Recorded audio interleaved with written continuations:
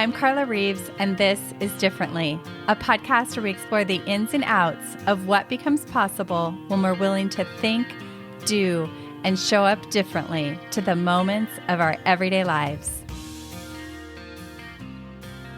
Do you ever feel like you're just going through the motions? You deeply want more, you have the best of intentions, but those same old, familiar, unfulfilling feelings seem to surface again and again? Or have you ever observed someone else in your life moving from job to job or relationship to relationship? And while things get better for a while, the same old broken record starts to play again, even in the new circumstance? What if I told you that there's a perfect reason why this happens?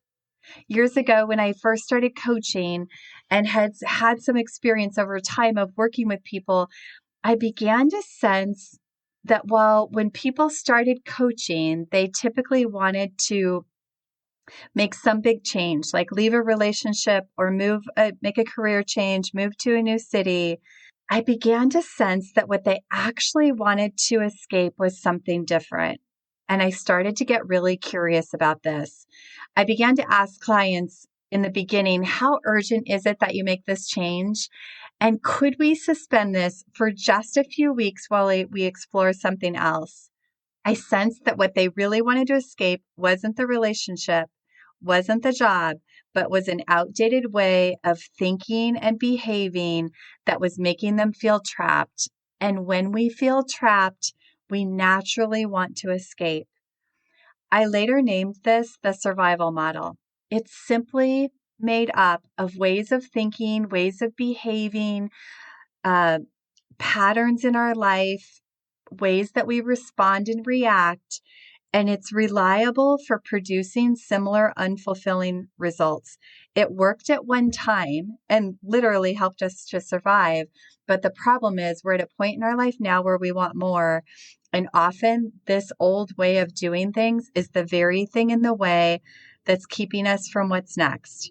It's now a core component of the work I do with people. And once they understand this model and the way that it has been perpetuating unfulfilling experiences and learn to step outside of it, while nothing in their life has changed, the job is the same, the relationship is the same, it all begins to look and feel different. And for many, the big shift or change that they thought they needed to make wasn't the shift they needed to make at all. Here's what happens when we can finally see the walls that we've built and feel stuck behind, is that we can move around them. We can step outside of them. And when we do, amazing things happen. The mind quiets, the stress and the overwhelm and the exhaustion go down, clarity increases. And instead of feeling at the mercy of your life and what's happening, you now feel equipped and know what you can do to make a shift. And as you do, your experience of the people and the job and the relationships and the conversations you're in and your work in the world take on a new flavor, a new vibe, a new experience. For example, some tangible things that I have witnessed. The partner that they were struggling with and maybe even ready to leave the relationship, their conversations start to change. The things that used to trigger them or trigger an upset don't. The words that used to sting have lost their charge. They begin to change their own moves in the dance that they've been doing with their partner. And as they do, their partner surprises them. I have seen this over and over again. The job that was overwhelming and frustrating begins to change as they take their power back and take on responsibility for setting clear, healthy boundaries, learning to kindly say no, speaking with intention. Maybe they start taking that lunch break that they've been wanting to take forever, or leaving their desk to be home early for dinner with their family. Or how about when that boss sends an email about something that needed to be changed on a project they submitted, and while at one time that email would have sent them into a mental spin out of not feeling like enough, not measuring up, not being good enough, and they recognize for the first time that there was just something missing from the project and the boss pointed it out.